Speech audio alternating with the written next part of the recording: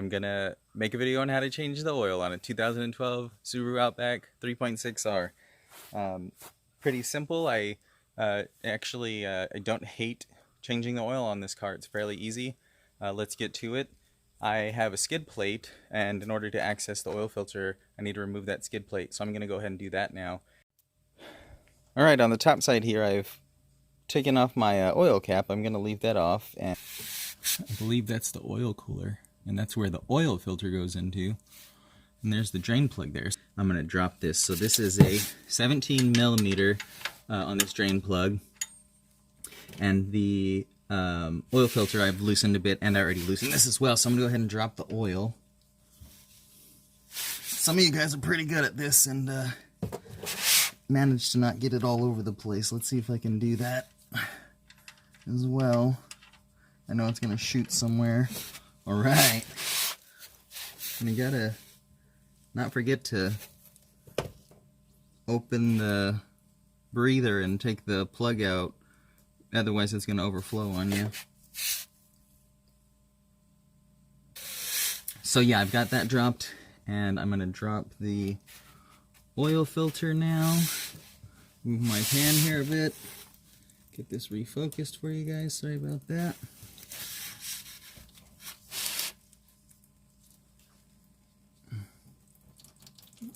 I'm gonna loosen that. Just let that slowly drain out. Alright, so here's something I want to point out, and this will be the reason why I always go to the dealerships to buy not only what I'm about to show you, but my oil filters as well. So on the drain plug, there is a compression ring. This is bad now. Throw this away. Do not put this back on your car. So here's a new one that is not compressed. I'm going to place this onto the drain plug with the flush side against the drain plug, so that you can see this top has like a ridge. There's kind of a rounded side and then a flat side. I put that flat side against the back of the plug there, if that makes sense. I'm gonna wipe this real quick and try to get my plug in there before I get too much oil coming back out. So while I'm there, I get factory filter, factory Subaru filter. I'll take a little bit of this old oil on here. Not always recommended for every oil filter application, but this one does say go ahead and do that. It helps to get that on there nice and, I believe, create a better seal, hopefully. Yeah, get these from the dealership. I bought like, I don't know, maybe like 10 filters and 10 rings. So I've got enough for actually a couple of years, I think. Alright, let's see, guys. Got this wiped down a little bit. Got that there. Move my oil can out of the way. I'm going to grab my wrench here, and I'm going to tighten this down. You'll feel that compression ring snug down. I don't wrench this on very much. I get that to compress, and then I give it like a little bit of love after that. I never snug those on. I've never had a leak at my drain plug ever. Yeah, so now we've got the new filter on. I'm going to also give that a little twist. I don't snug that on very much. I like get it tight and then give it like a little bit more as well. It doesn't need to be wrenched on. You'll have a heck of a time getting that off if you do wrench it on. Alright, so I'm going to give this a little love. Get this cleaned up a bit. Just get a little of that oil off there so it's not building up. Should be good. Alright guys, we are good down here. Always double check so you don't get in a hurry that I did snug this down. This oil filter's tight. We are good down here. This 6-cylinder motor takes 6.9 liters of oil. So that's why I have two 5-liter jugs here, because I need 6.9 liters. So I'm going to put this entire 5 quarts. If I was referring to it as liters earlier, I apologize. Though it is on the bottle as liters and quarts. I'm going to put this entire 5 quarts into the motor.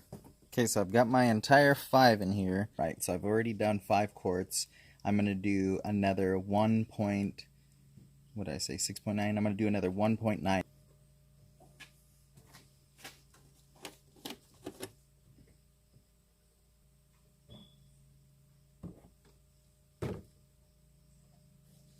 Alright, I should be really close now. I am going to pop this, cap this,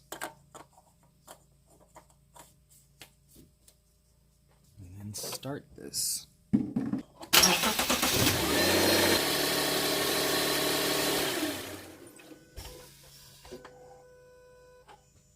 Yeah, so it's never a bad idea to check multiple times to make sure you're not leaking. So let's check this oil level, huh?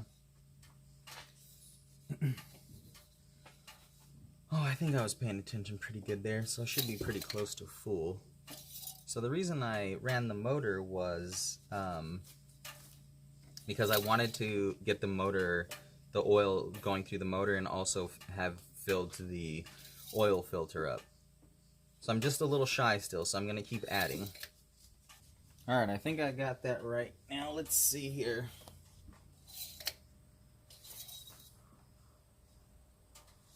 Yeah, that looks close enough. So even if it takes you a billion times, add bit by bit till you get it just right, because you don't want to overfill it. These lines here, I don't know if you can even see, at least the 2 holes there, I'll tell you if it's not going to focus. Those holes, oh, there it goes. Say E and F, and from this dot to this dot, I've realized is about a quart.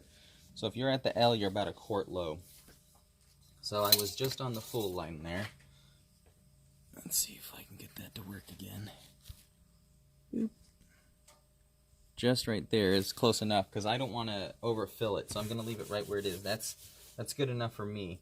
I believe having too much oil in your motor will cause compression issues, and nobody wants that, right? So I think we're set, guys. I think I've got everything covered here. I've got my 6.9 in there. I'm tightening down my oil cap. I've got my dipstick back in place. I have ran the motor for a little bit. I'm going to actually start the motor again now, and I will let that run, and then I'm going to show you guys what I like to do.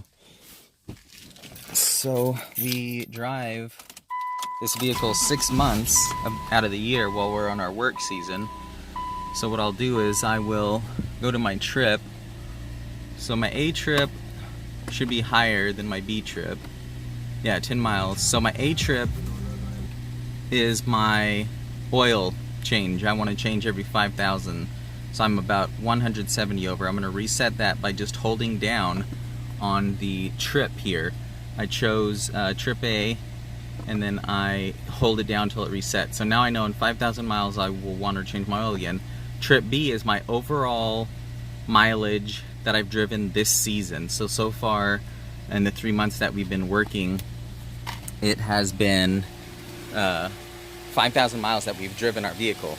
So we should roughly drive about 10,000 miles this season. I wanted to let that motor run so I can go ahead and check underneath and make sure that nothing's been leaking, the plug or the filter itself. So we'll take a look under here. You can see there is nothing dripping, nothing leaking. So I'm going to call that a successful oil change. I'm going to go ahead and put my skid plate back on.